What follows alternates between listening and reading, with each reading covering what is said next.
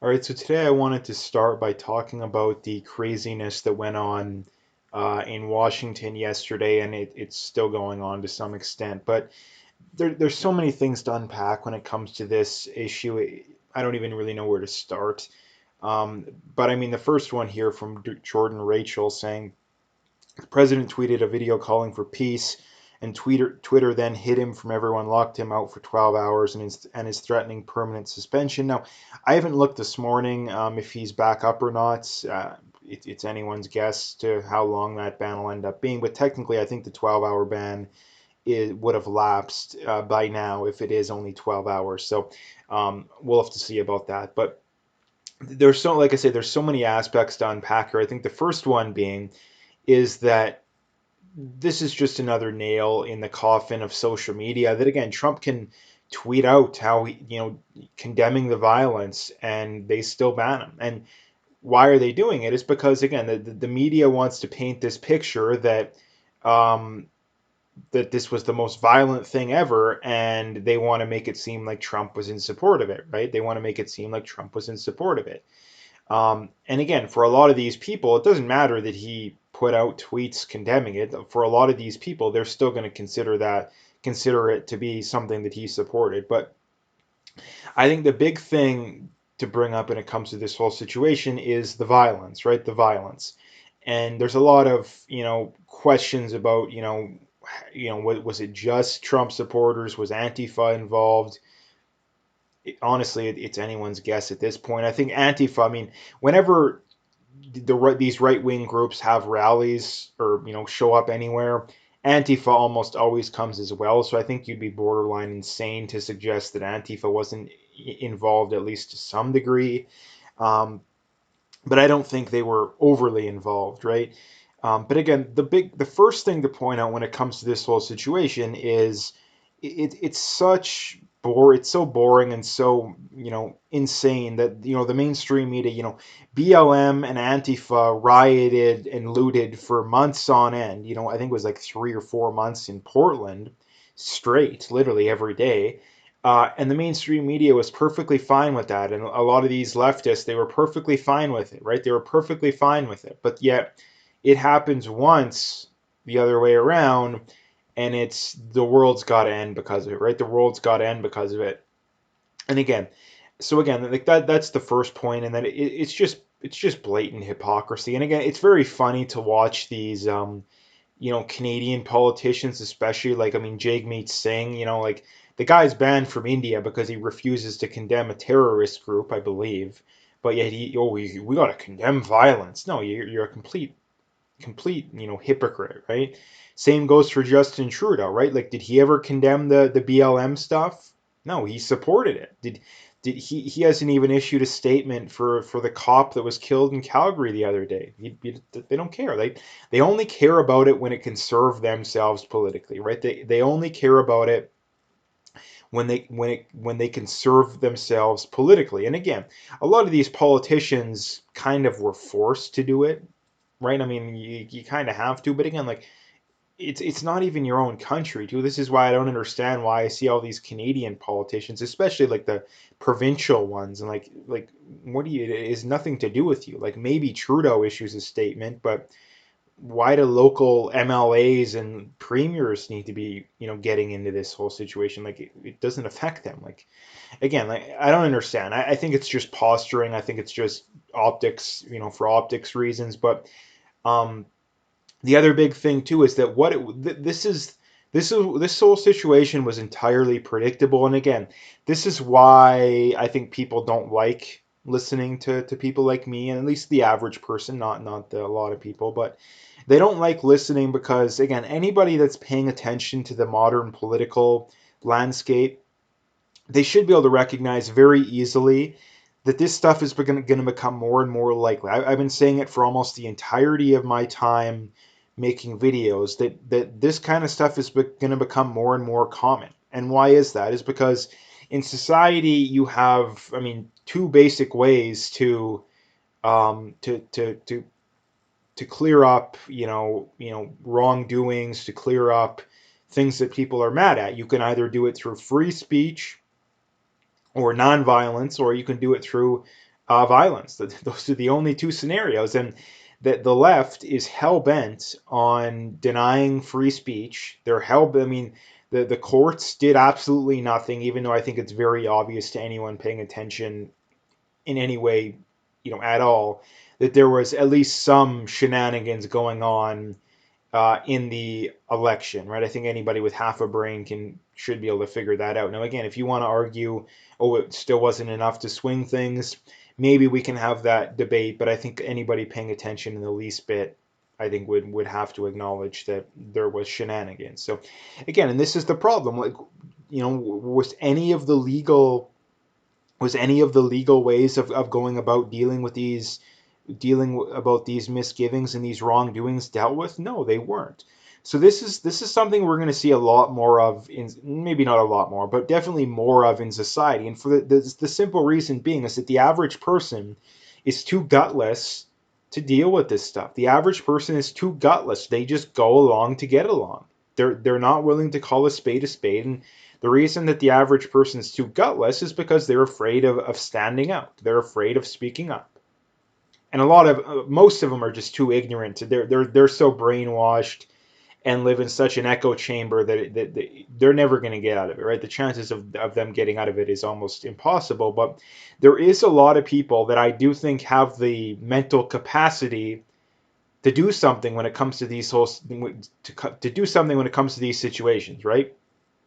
But they just want to go along to get along. Like I know a lot of these people, like they're definitely able to recognize a lot of this stuff because, again, especially when you talk to them one on one, they're actually fairly awake and coherent, but they refuse to change any of their beliefs, right? Like this is the same stuff when it comes to this whole virus situation. Is that you talk to the average person, the vast majority of them do not support the vast majority of these restrictions. But again, do they tell everybody that?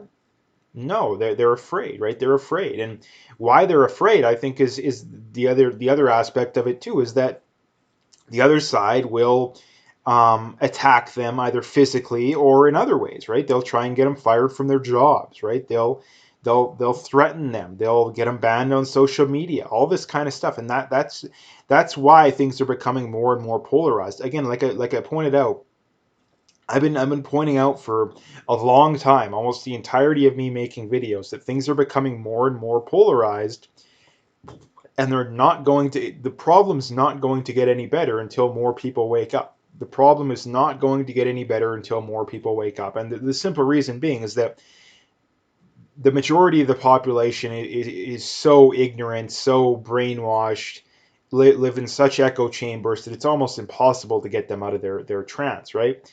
And there is a decent amount of people that are woke up, but it's not enough. And the people that they're not necessarily woke up, but have the ability to be woke up, again, those are people that just want to go along to get along, right?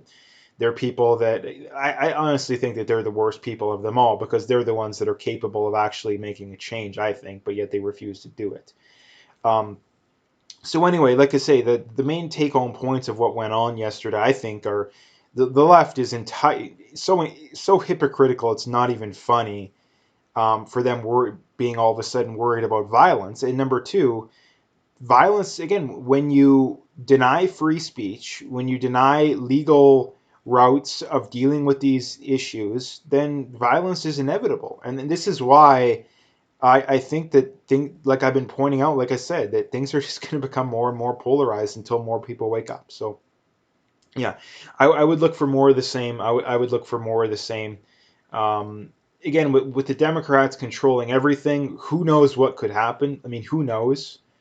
Like I say, honestly, nothing would surprise me. Like nothing would surprise me. It wouldn't surprise me if they get nothing done, because the Democrats do have a similar problem, kind of, to Republicans in that, or conservatives, is that the more far left progressives have a tough time getting along with the moderates. And then the conservatives, it's different in that it's the establishment versus the actual principled conservatives. Like there really isn't any far right in reality far right politicians that maybe literally a handful, but there's way more far left politicians than there is far right. Like honestly, I can't even think of one off the top of my head. And no, Trump is not far right for anyone thinking of that. So anyway, the next thing I wanted to bring up, getting away from that issue, is IRS plans a 50% ramp up in audits of small businesses next year. And again, this is just going to be another nail in the coffin of small businesses and the economy. And like I'm bringing up too, like until more and more people wake up, it's just going to be more and more of the same. And it's so frustrating for people that actually are woke up, because again, you can recognize this kind of stuff. And I think another important thing when coming out of this the political landscape these days that I've been bringing up lately too is I think people need to stop. Like honestly, I've kind of given up on politicians in general lately. Like I've said, yeah, like not a chance would I even consider voting UCP next election. I mean, I already said no, not a chance voting conservative. I didn't vote conservative last time around, and that people that are thinking that they can make these changes in society through the political route, I think it's incredibly unlikely that it's going to happen. I think it's incredibly unlikely that it's going to happen because number one, convincing enough, a high enough percent of the population to go along with it is almost impossible.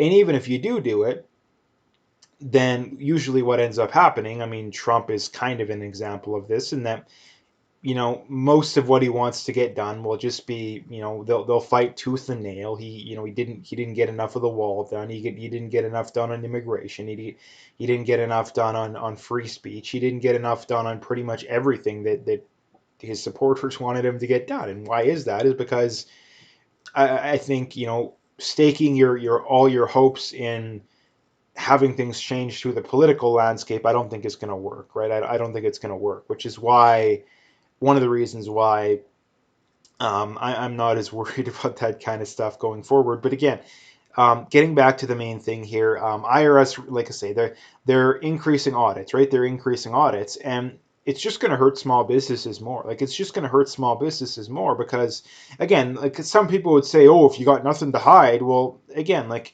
for people that don't understand this kind of stuff, like I mean, how big is the tax code?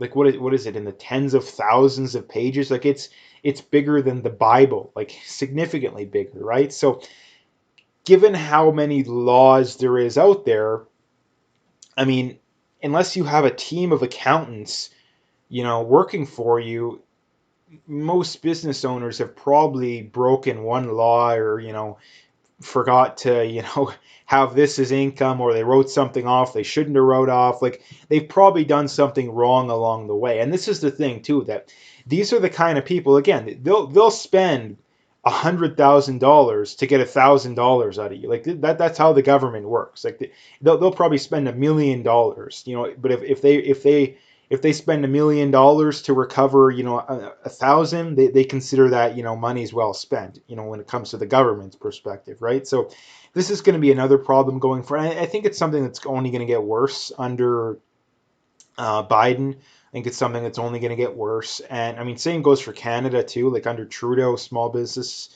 audits have gone up significantly, especially in Alberta. I know. And again, this is just the general downward trend of the economy as a whole. It's just the general downward trend. And then again, until more people get up in arms about this kind of stuff, things aren't going to get better. And like I say, a lot of people they're up in arms, but the problem with the average person is that they're so naive and so ignorant that their solution to these problems is more of the same, right? Though, like I say, people don't have enough money to get by these days. Well, what's the solution? We gotta have more regulations. We gotta have more taxes. Well, what caused the problems in the first place is more regulations and more taxes, right? Like if you want people to have more money, you got to cut taxes, you got to cut regulations, right? And this is the big problem. And you got to make the barrier to entry to get a good job less, not more. Like again, like like I've been over this a million times, but again, the problem, like one of the biggest reasons why things are so tough out there right now is that people who are looking for work it is very hard for them to find work, especially a good paying job.